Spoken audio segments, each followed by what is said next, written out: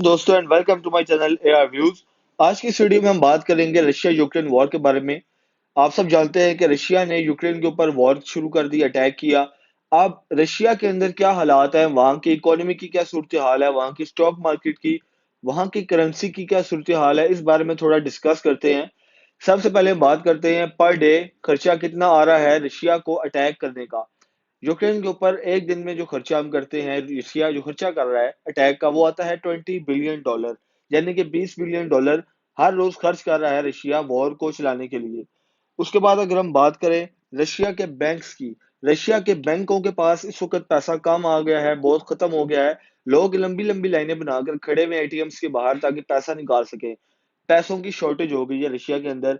उसके अलावा जो करेंसी है उसकी वैल्यू बहुत डाउन हो गई है। पिछले कुछ सालों में एक यूएस डॉलर इक्वल था 70 रेबल्स के, और जब वॉर शुरू हो गई तो उसके बाद इसकी प्राइस 70 रेबल से बढ़कर 100 रेबल्स तक हो गई।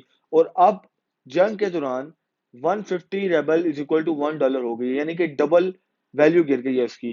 एंड जितनी भी मल्टीनेशनल कंपनीज हैं जो कि कार मैन्युफैक्चर करती हैं आपकी, जिसमें आती है जैगवार, टोयोटा, होंडा, बीएमडब्ल्यू, इन सब ने अपनी प्रोडक्शन रोक दी है रशिया के अंदर।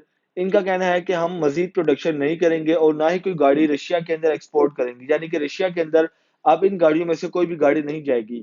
और जो प्रोडक्शन हो रही है वो भी रोक दी जाएगी, जिससे एम्प्लॉयज जो है वहां पर काम कर रहे हैं रशिया के, उनकी जॉब भी जाएगी, उनके पास पैसे भी नहीं होंगे, जिससे स्टैंडर्ड ऑफ लिविंग लोगों का गिर जाएगा। उसके बाद अगर हम बात करते हैं एयरबेस की, रशिया के साथ 33 कंट्रीज ने कथा तालकी कर ली है, यानी कि रशिया के जो एयरप्लेन्स हैं वो अब रशिया के अलावा किसी और कंट्री में नहीं जा सकते। स्पेशली इन 33 कंट्री से जो पाबंदियां लगा दी हैं उसके बाद अब रशिया से कोई बाहर नहीं जा सकता और कोई रशिया से बाहर से अंदर नहीं आ सकता। इन पाबंदियों का मकसद ये है कि रशिया को किसी तरीके से रोका जाए वॉर करने से। पुतिन ने जिनके कहने पर यह अटैक किया है, उनकी जितनी भी प्रॉपर्टीज हैं रशिया के बाहर, यानी कि रशिया में जितने भी अमीर लोग हैं जिन्होंने प्रॉपर्टीज खरीदी हैं, शिप्स हैं, एयरप्लेन हैं, घर हैं, फैक्ट्रीज, इंडस्ट्रीज, उन सबको सीज कर दिया जाए। अगर किसी यूएस में किसी की कोई प्रॉपर्टी है, किसी की लंदन में है, तो उन सबको सीज कर दिया जाए, जिससे उन लोगों का एक बहुत बड़ा असासा, एक बहुत बड़ी मलकियत जो है उनके हाथों से छिन जाएगी। इसके अलावा अगर हम नेक्स्ट बात करें तो नेटफ्लिक्स, नेटफ्लिक्स ने कहा है कि अब रशिया के जो लोग हैं वो हमारे न्यू अकाउंट्स के अंदर लॉग इन नहीं कर सकते, हम उनको लॉग इन की परमिशन नहीं देंगे। उसके अलावा जो आपकी आती है एप्पल कंपनी, माइक्रोसॉफ्ट, इन्होंने कहा है कि हम अपनी प्रोडक्ट्स रशिया के अंदर बेचना बंद कर देंगे, यानी कि एप्पल का फोन अब एक्सपोर्ट नहीं होगा रशिया के अंदर, आपको न्यू फोन्स नहीं मिलेंगे, माइक्रोसॉफ्ट की सर्विसेज आपको नहीं मिलेंगी। और इन्होंने ट्वीट भी किया है, आप जाके पढ़ सकते हैं। उसके अलावा अगर हम बात करें सैमसंग की, सैमसंग ने भी कह दिया है कि हम अपनी प्रोडक्ट्स मजीद शिप नहीं करेंगे। हम अपने करंट ऑपरेशंस जितने भी हैं जो कि हम काम कर रहे हैं रशिया के अंदर, उन सबको फिल फोर रोक दिया जाएगा। जितनी भी पावर इंडस्ट्रीज हैं जो कि रशिया को पावर सप्लाई कर रही हैं, वो भी कैंसिल कर रही हैं अपना मुहिदा। जर्मनी की अगर हम बात करें तो 2 गैस पाइपलाइंस हैं जो कि रशिया से सप्लाई हो रही हैं, जर्मनी ने उनको रिजेक्ट कर दिया है। उसने कहा कि हमें आपसे गैस नहीं चाहिए, कॉन्ट्रैक्ट खत्म।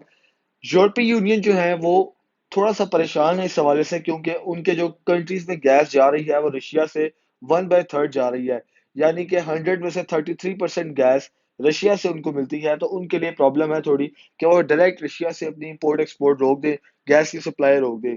क्योंकि अगर आप गैस की सप्लाई रोक देंगे तो इससे आपके मुल्क में गैस की शॉर्टेज हो जाएगी और गैस मजीद महंगी हो जाएगी। बिल्कुल ऐसे ही जैसे पाकिस्तान में रमजान के अंदर चीजें महंगी हो जाती हैं, वेजिटेबल्स की प्राइसेस ऊपर जाती हैं क्योंकि उनकी डिमांड बढ़ जाती है। उसके अलावा जितने भी इंटरनेशनल गेम्स हैं जैसे कि फीफा और यूईएफए, इन लोगों ने कहा है कि हमारे अब जो बोर्ड लिस्ट है उसमें रशिया नहीं खेलेगा, यानी कि रशिया किसी भी वर्ल्ड कप में पार्टिसिपेट नहीं करेगा, इसका नाम निकाल दिया गया है। उसके अलावा बात करें टू मास्टर कार्ड की, जिसमें आता है वीजा, एक बहुत पॉपुलर है।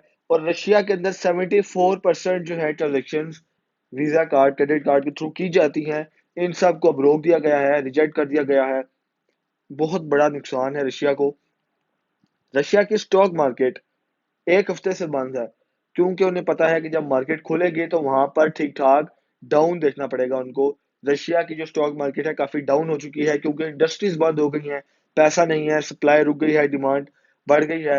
अब रशिया के लोग क्या कर रहे हैं, वो लोग इलेक्ट्रॉनिक आइटम खरीद रहे हैं। रशिया में जिन लोगों के पास भी पैसा है, अब पैसे की वैल्यू गिर रही है। लेट्स सपोज एक फोन जो रशिया के अंदर 1 लाख रुपए का आईफोन मिलता है, अब वही आईफोन उनको 2 लाख रुपए का मिलेगा और वो प्राइस डबल हो जाएगी, तो वैल्यू रुपीस की गिर जाएगी। तो वो क्या करेंगे कि इलेक्ट्रॉनिक आइटम खरीदेंगे, आईफोन खरीद लिया, अब जितनी मर्जी वैल्यू गिर जाए प्रोडक्ट की कीमत वही रहेगी। तो अब रशिया ये काम कर रहा है।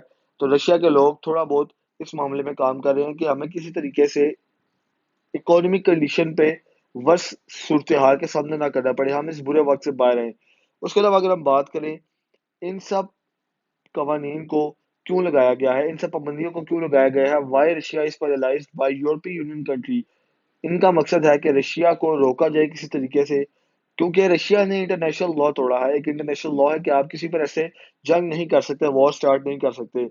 क्योंकि उन्होंने इस तरह किया तो उनके ऊपर पाबंदियां लगा दी गई ताकि वो रुक जाएं और इस अटैक से विड्रॉ कर लें। उसके अलावा अगर हम बात करें रशिया के सेंट्रल बैंक की, हर कंट्री का सेंट्रल बैंक होता है जिसके पास फॉरेन करेंसी होती है। यानी कि अगर पाकिस्तान है, पाकिस्तान के पास जो स्टेट बैंक है, इसके पास यूएस डॉलर होगा, इसके पास पाउंड्स होंगे। ये क्यों होते हैं? ताकि जब हम बाहर के मुल्क से कोई चीज खरीदें तो उनको पेमेंट कर सकें डॉलर्स की फॉर्म में या पाउंड्स की फॉर्म में।